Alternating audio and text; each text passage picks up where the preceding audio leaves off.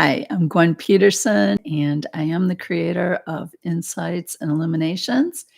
I recently wrote a book called It's a Game: Winning with Spirit, the Ultimate Life Strategy, nudged along by Spirit to do some podcasts. So I have this 8-week podcast set up to take you on a deeper dive into what the game is all about.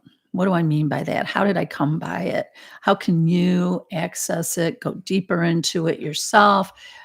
How can you really start to tap into the power and the creativity that you have at your fingertips without even being aware of it?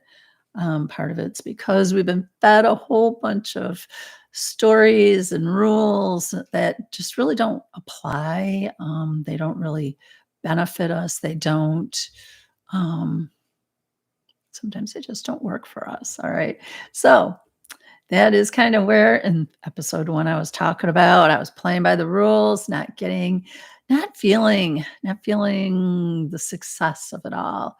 And I wanted to find out more, and I had that whole go visit episode 1 on what changed my life, what made this whole thing become something, right? Let's get back to episode 2. Episode 2 is gonna be getting acquainted with the game and setting up the board.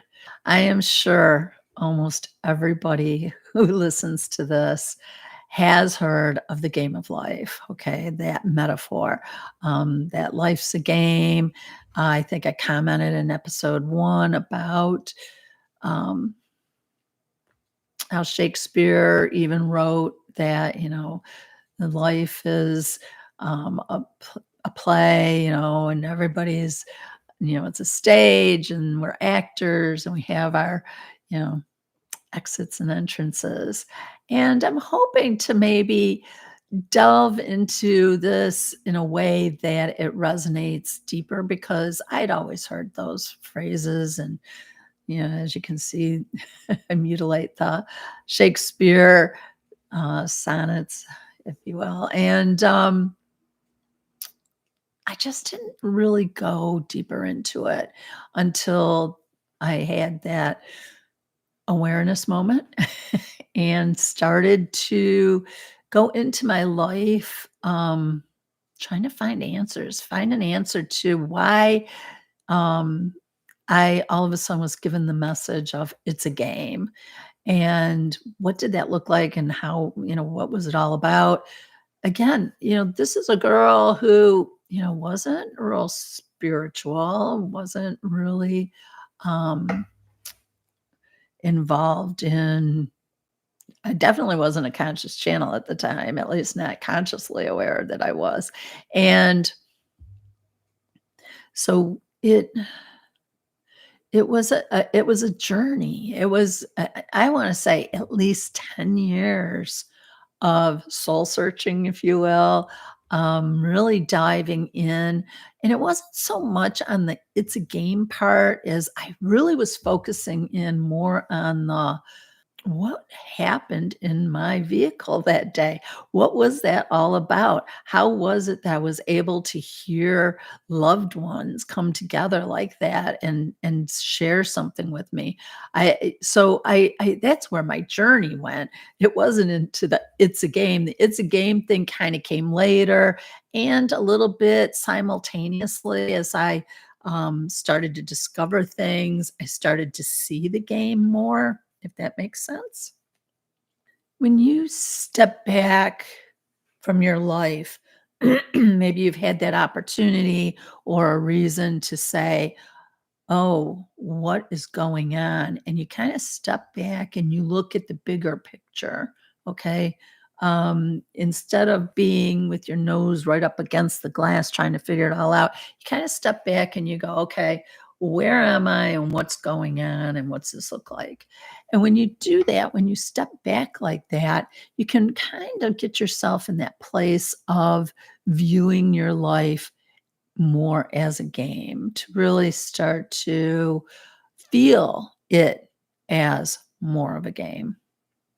So I'm going to start this episode with introducing you to what I call the game pieces. In the book, when I wrote it, Spirit kind of,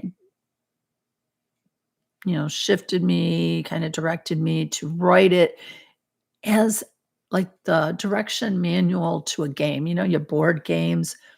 If you get a board game, especially some of the really, really nice ones nowadays, they actually have a booklet that is the directions. And you go through the booklet and it breaks everything down, and it breaks down the board, it breaks down the game pieces, your intentions, if you will, the goal of the game, how you win, that type of thing. And the book was written that way, written to be like the manual to a game. As with any game book, it tells you what your game pieces are. Okay, that'll break down, you know, the various ones. So let's just get into that. Avatar.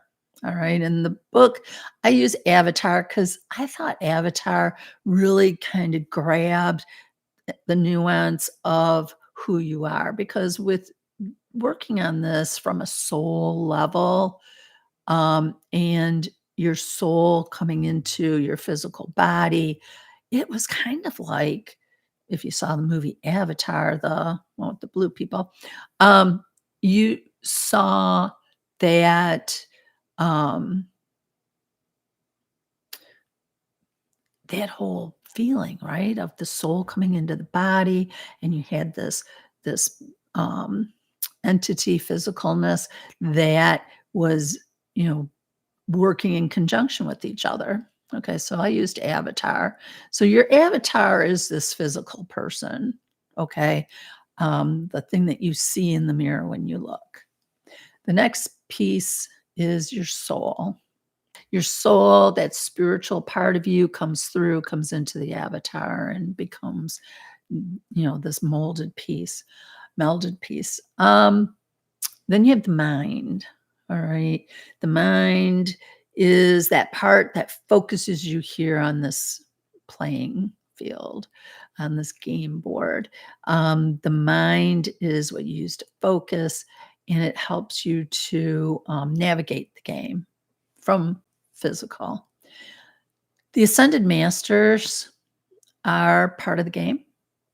They're people who have played the game and mastered it. Okay, that's why they're masters.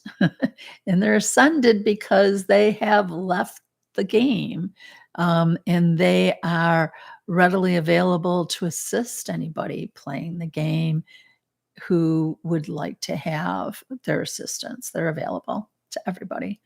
Angels, the archangels in particular, they're available too. You're probably familiar with some of them, Archangel Michael, Raphael. There's a whole host of them, and they too are very much available to work with you, assist you, guide you. And then guides would be another one. Guides, when I use that term, I call the ascended masters and angels. I refer to them as spirit or as guides. But there's also guides from the standpoint of like the indigenous people. They worked with animal spirits and various other spirits.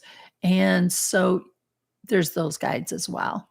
Okay. And some people tap into those energies more readily, and that's fine. I personally don't at this as of this episode have not worked with animal totems in particular.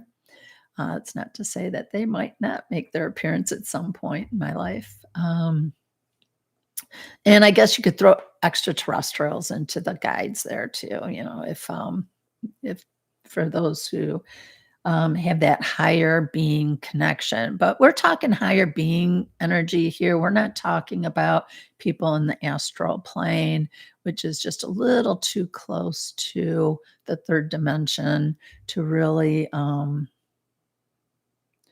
be able to mitigate this without the trappings of third dimension. I'll explain that a little bit more. And then we have God, the God energy, universal energy, the omnipotent, however you want to describe that overall arcing energy, entity. A lot of people think of it as an entity. Um, and that's all fine. So this game board, it's already set up for you. It's been in play for a while. So all you need to know is some of the facts that go with it. So here in third dimension, things exist like tables and my microphone and my body and things like that. Okay, because the energy is slow enough that we have the illusion of things. Okay. We also have the sense of touch and taste because things are slowed down and the focused energy is such that touch and taste, time and space. All right. Time does not exist outside of third dimension. All right. So try and wrap your head around that one. Space, same thing. We tend to go, okay, let's drive 4 miles down the road. When you're out of body, when you are not in third dimension, you are out of these physical bodies. Space is not a concept. All right. Everything is space. Time, like I said, doesn't exist either. It's just constant morphing energy. Use of the mind to focus here. I think I touched on that just a little bit. We have our mind, and that mind um, is very active in third dimension, and it has a purpose. All right.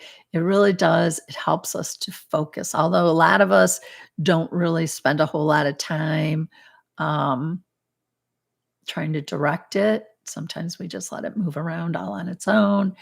But that'll be conversation for later on focusing it. But it, because of your mind, it helps your body to ground here. It can follow cause and effect. It helps, it's part of the creating process. Okay, so mind is important. The appearance of death exists because when your soul comes into this physical body, we call it birth. And when it withdraws, we say death because the physical body is going to stop to it. It won't exist any further. It'll ultimately decay and return back to the energy that it was. So death only really exists here. And limitations. Limitations such as age, time, money, education, those are all third dimensional as well, you know. And those are limitations we put on ourselves.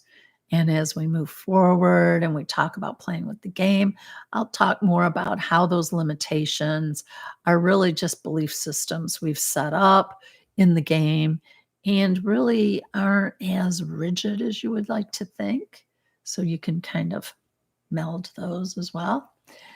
But, limitations, age, time, money, education, and probably any other limitation you put on yourself is only here in third dimension because of things, right? Things, time, death puts that all into a little basket of ugh. Thoughts become things. The mind, like I said, when we focus it in, we harness that energy, we remove the limitations, and voila, magic happens. So we'll talk more on that as we go along. And last but not least, here in third dimension, we tend to believe in darkness and evil. And darkness and evil really are third dimensional constructs. And we'll break those down as we move along as well.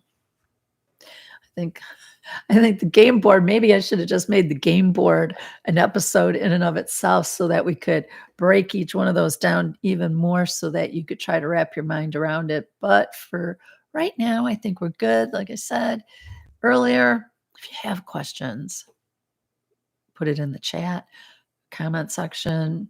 You can email me, visit my website, and shoot me an email. I'd be more than happy to take on those questions. I'm hoping most of them will be answered as we move through um, these 8 weeks we're together. So, other players and avatars of the game. I think I mentioned earlier a bubble. And in your little bubble of energy, you got your physicalness, you got your soul. And in that little bubble of energy that you're moving around in, um, everybody else is too. You know, all the little avatars you look out at from your bubble, they're all in their little bubbles as well. And you cannot create in another person's bubble. And we sometimes think we can. We think that because we can influence somebody, that we're creating, or because they have participated in something with you, have chosen to participate in something with you, you think that you're creating in theirs. But really, each person's creating their own life experience, and you cannot create in that other bubble. So, um, you can probably start to see how that plays into sometimes the guilt that people get saddled with in life. The guilt of having done something to somebody, or this wouldn't have happened to them if I hadn't have done blah, blah, blah. But as I think we unravel these new rules of the game and move deeper into playing it as a game, we'll see that they had a part in it as well. They're not just there waiting for you to do things to them. No, they are actively playing their game as well, and it's not on you. Okay, it's not on you. So, no two avatars are having the same experience. All right. Even though you might be sitting at a table, talking with somebody, eating dinner, maybe eating the same dinner, you are not having the same experience. You may be sharing in aspects of that experience, but overall, the two of you are having completely different life experiences in that bubble. So I think I just mentioned filters maybe, or perspectives, perceptions. Everyone is seeing their life through a set of filters. Okay. Those filters are what we get from our life experience. Okay. Who we are, what we do, our soul's past experiences, because our souls have been here a few times.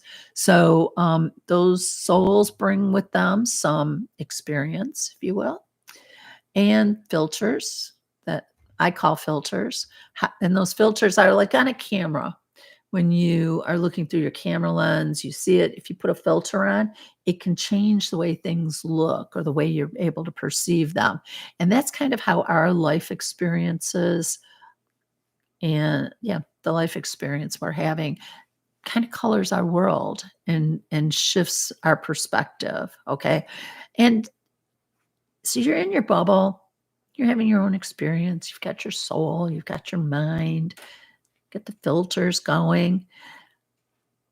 Trust me when I say you cannot possibly know what is in another avatar's mind and how they are seeing the game. Okay? You can't. We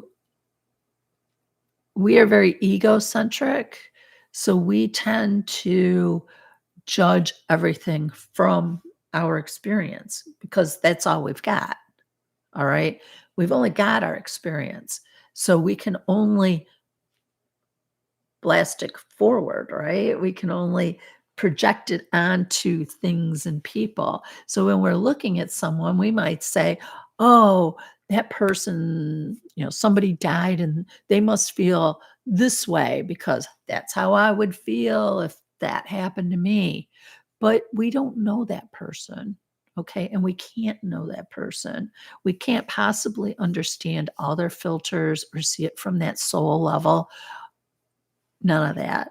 So you have 7 billion, over 7 billion different perspectives that exist on this game board at the same time, which makes you stop and wonder, how the heck do we ever have conversation with each other and communicate, agree on things, agree that there's a table in the middle of the floor, in the room. This room is blue. I say, oh, this room is blue. And whoever comes in agrees.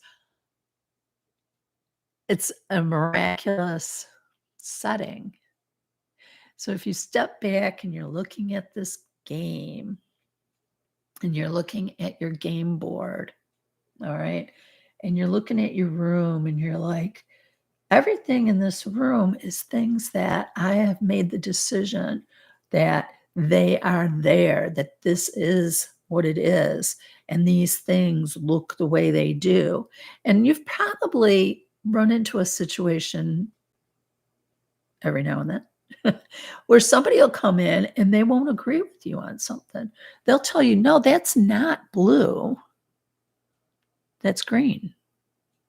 Or no, I never saw that table in the middle of the room that you're talking about. Or, you've been there. I know you've been there where somebody says something and you're like, what?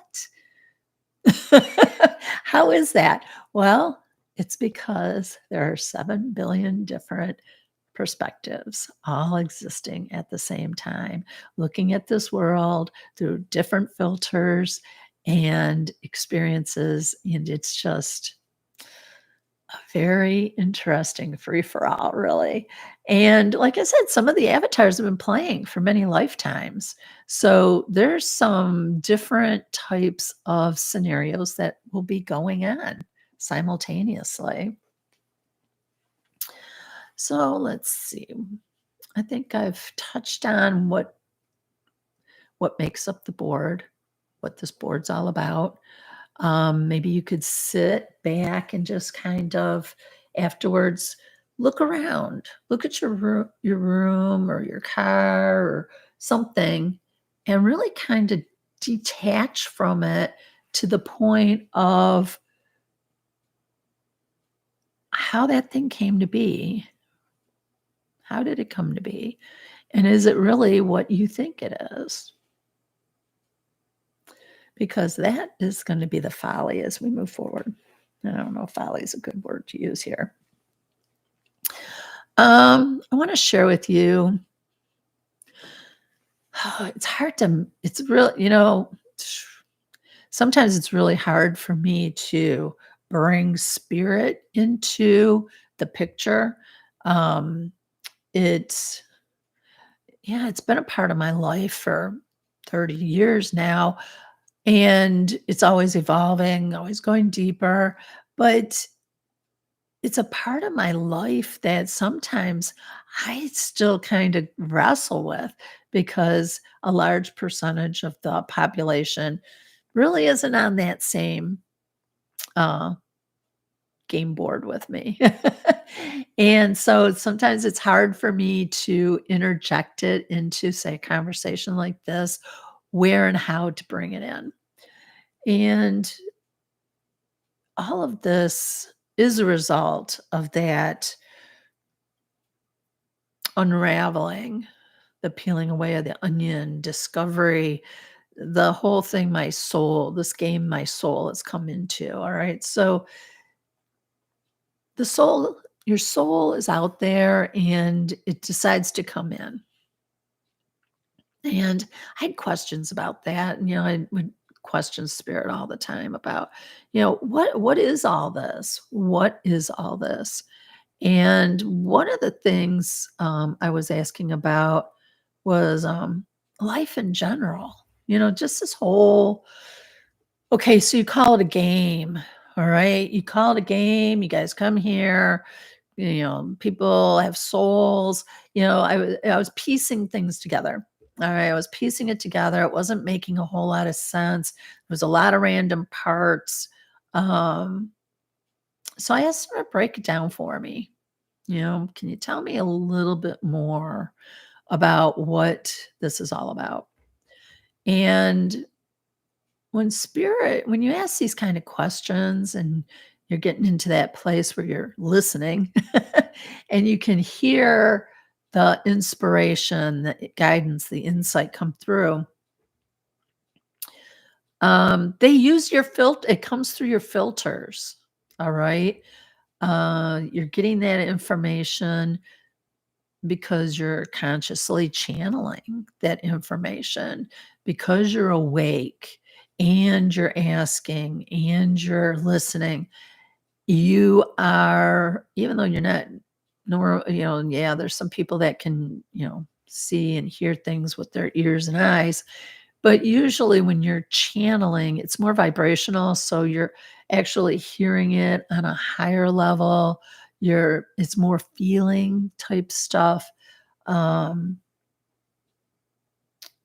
so because of that, it comes through those filters that we talked about earlier. The life experiences you've had, the way you see your life, they're going to use those in order to answer so that it makes sense. And so for me, when I asked, what the heck is all of this about? They said, think of it like a road trip. Now, I went to Michigan State University and I had a group of friends that we would do road trips. We'd all pile into the car and head on out and go do stuff. We'd go to football games or we'd go to a different state, for a game or do spring break or go visit somebody's home, which is in a different state. We'd do road trips. So Spirit used the concept of a road trip with me. And what they did is they said, our souls were all up there. Our souls are hanging out, and we all kind of know each other because we all travel around in soul families and such. So, a lot of the people that we are spending time with in this life experience are people we've spent time with before. All right. We've mixed it up. If I'm a mom this time, I might be the daughter the next time, or the dad, or the uncle. It gets all shifted around depending on the life experience. All right. So when your soul is up in the ethers and is viewing the life experience, okay, again, there's no time or space for them. They can see everything that has happened, is happening, and will happen all simultaneously. So they know what a particular avatar, what that life will look like, what the opportunities will be, what things they'll be able to get out of that life. But they're looking at it more from a game. They don't take it as something that they need to do to save the world. They're not doing it because they need to learn lessons. It's not, they do it for the experience. Okay. It's that simple. They're like, we're in it for the experience. We're just in it because we're eternal. We don't get hurt. We don't die. We come into these physical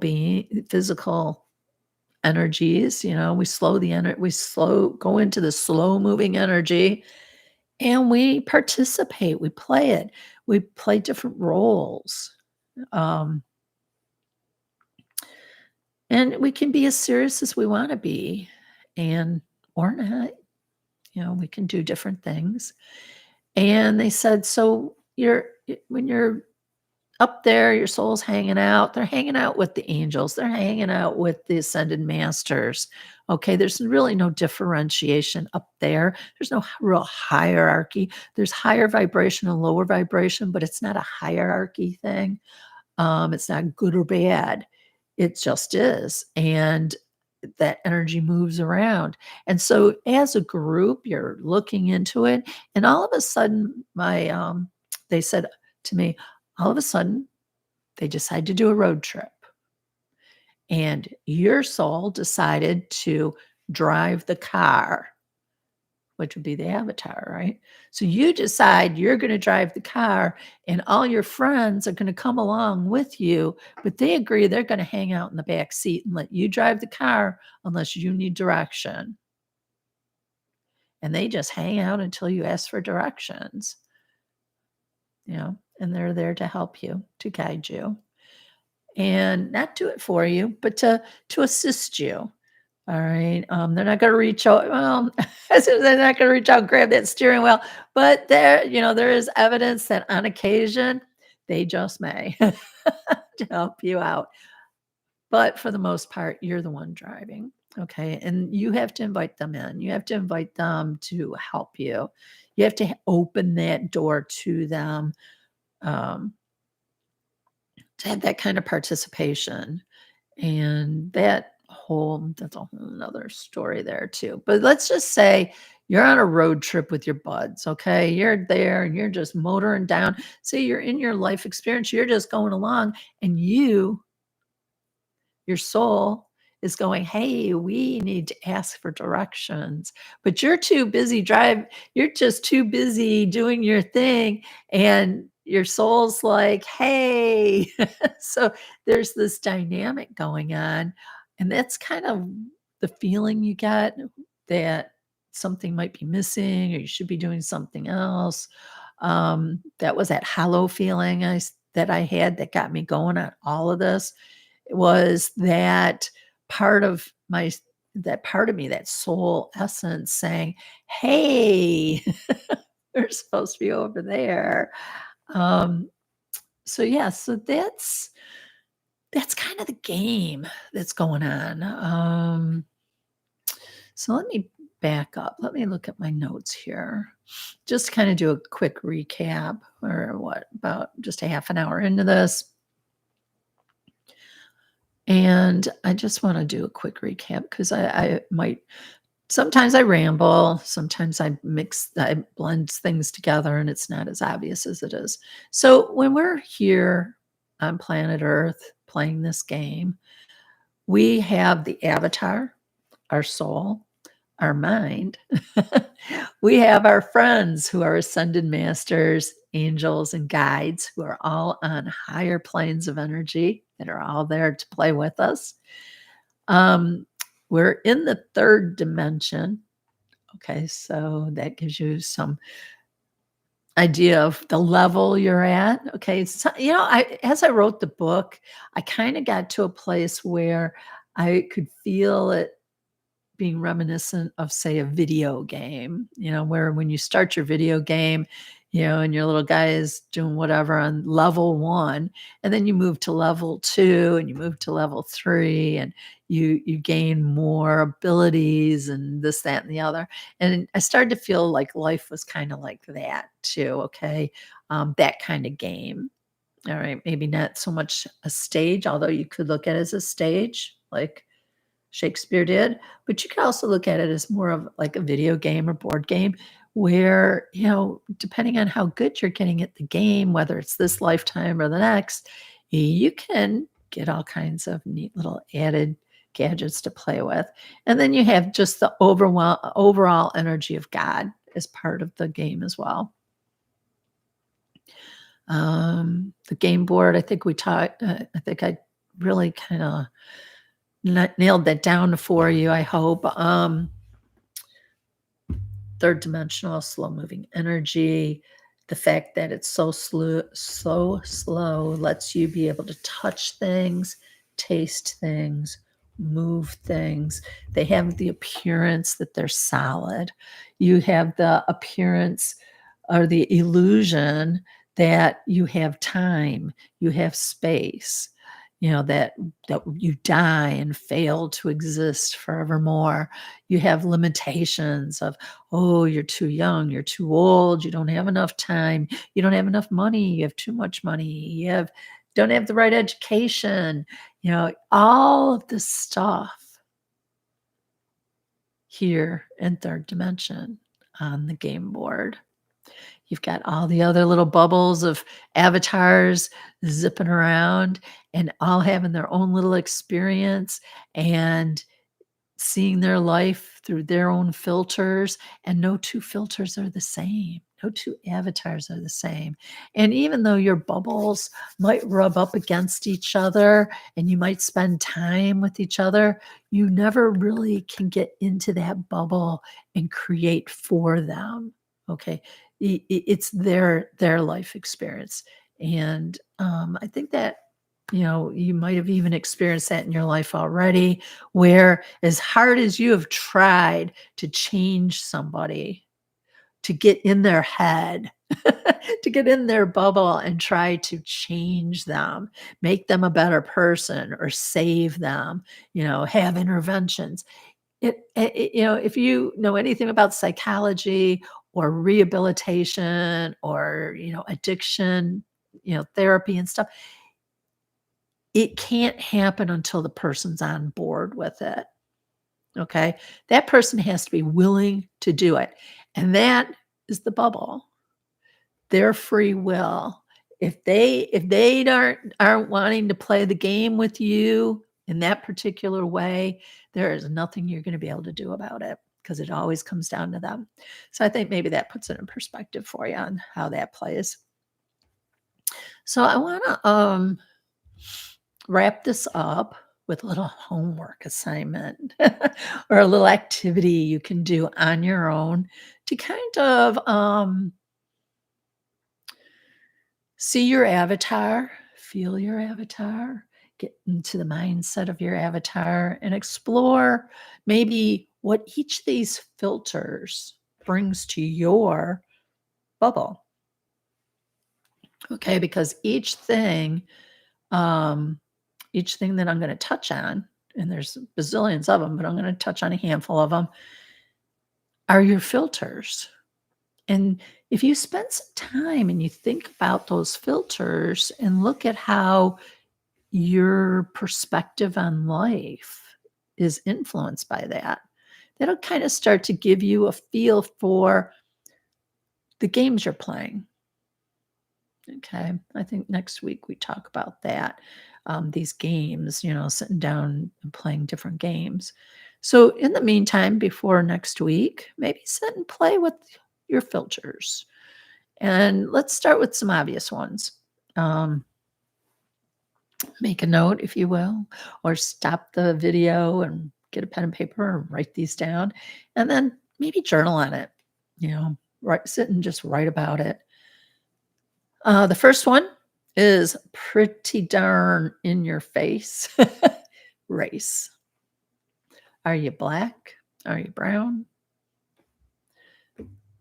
Light, real light white, real dark brown, black? What color do you call it? What race do you identify with? What color do you say you are?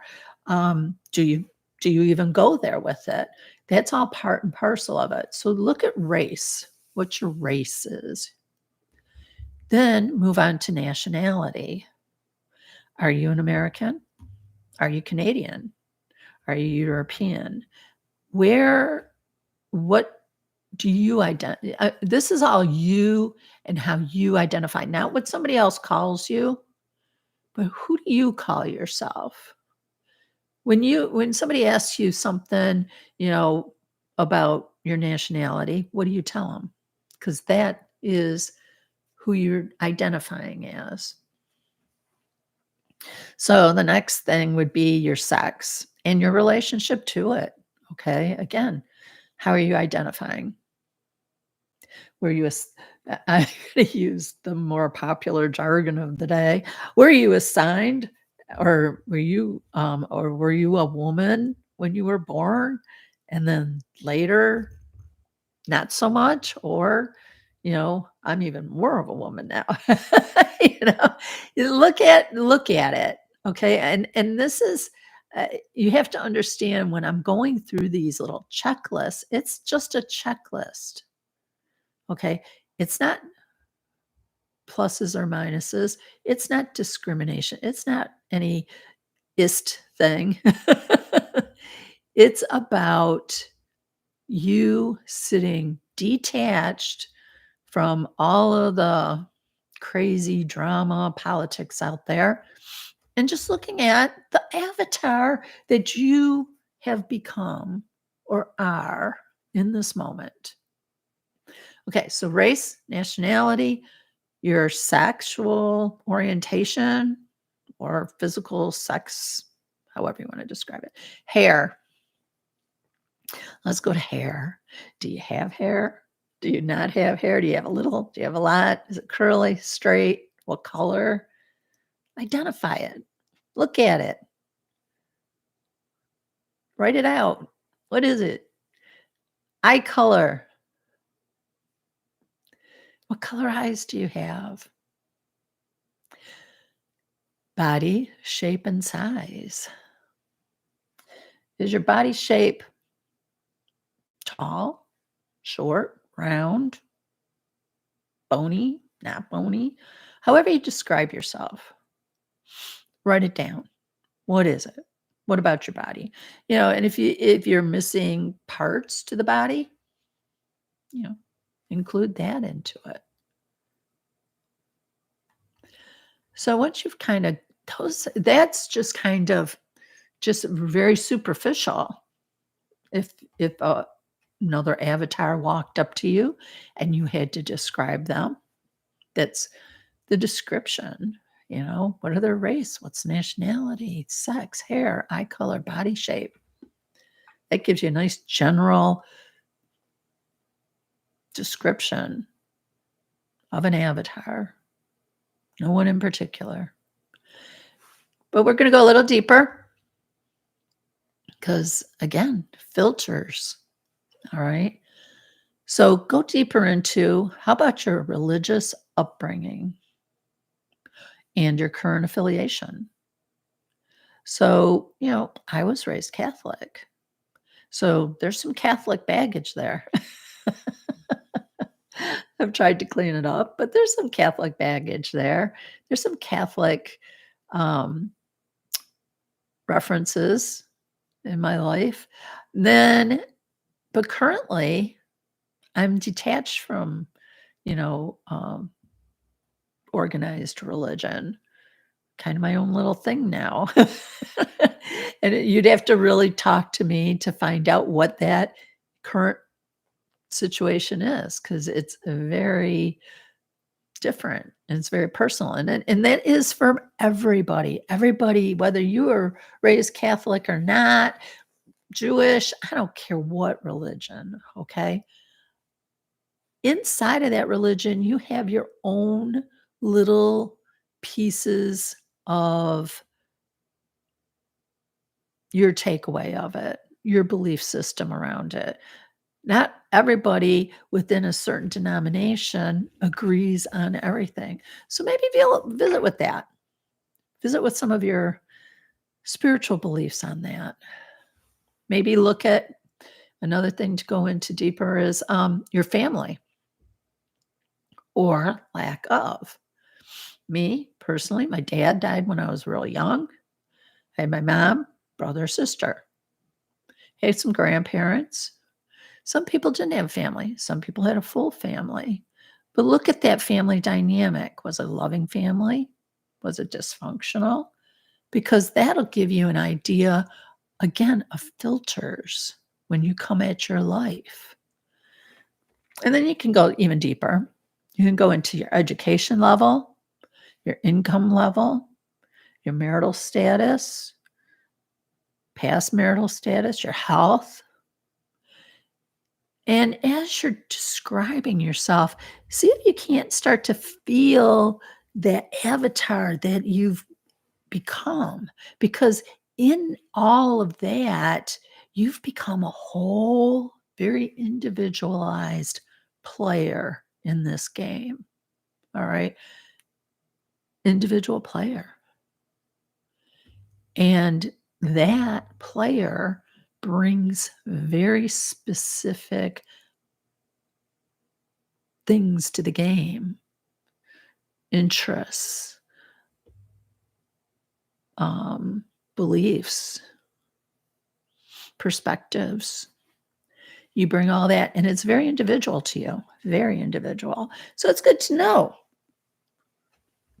It's good to know who you are, who you are, how you identify with yourself, not what other people call you, not what other people say, but what you personally have developed and feel confident in and understand. Because again, that's what you bring to the different games that you'll play in your life. So play around with that. Give yourself some time. Identify with that. Um, and maybe if and I'm feeling this is where I say sometimes when I'm going along, spirits jumping in the background. So as I was going through, describing it and getting the feel for who you are and stuff, I was hearing in the background too, maybe make notations about how you feel about that. Are you comfortable with your race? Are you comfortable with your family dynamic? Are you comfortable with yourself as a whole? Are there things maybe you're not comfortable with, things you might want to change? Make notes. Okay, because like I said, this is a game. You are the creator. You get to play different things. As we move through this book, as we move through the deeper dive of the book, you're going to get a chance to really start to go, what things on this list can I change or not, or want to, you know? But yeah, Spirit's saying make notes of how you feel about each of those. And then if you come across, maybe as you're doing this, you're like, well, Gwen didn't say this, and this is important to me, and this influences my life. Write it down. You're not limited. You are not limited to what I just gave you. All right.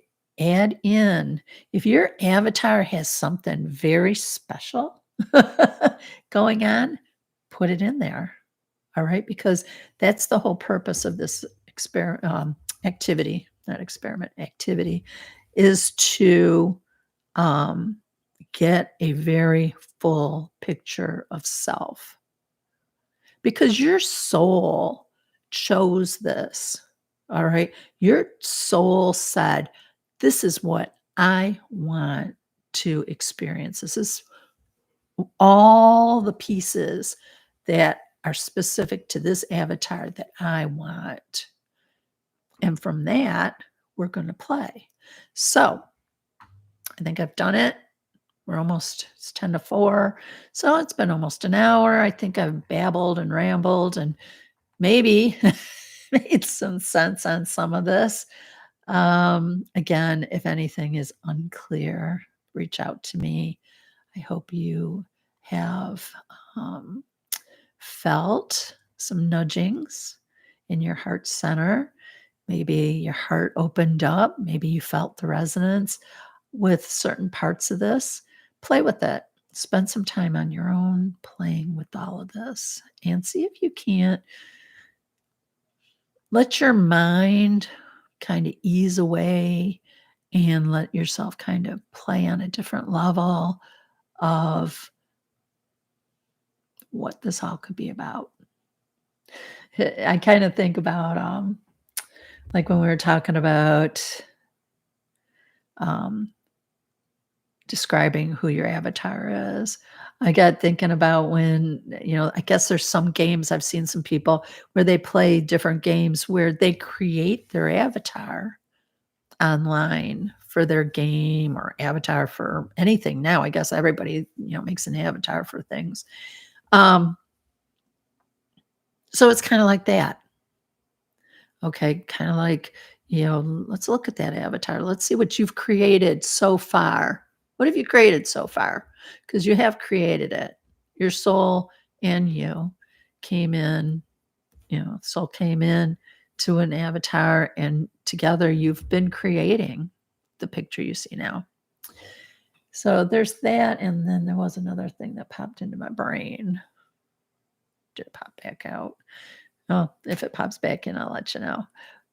So there you go. So next week I'll be back. We're going to talk about the rules and the players.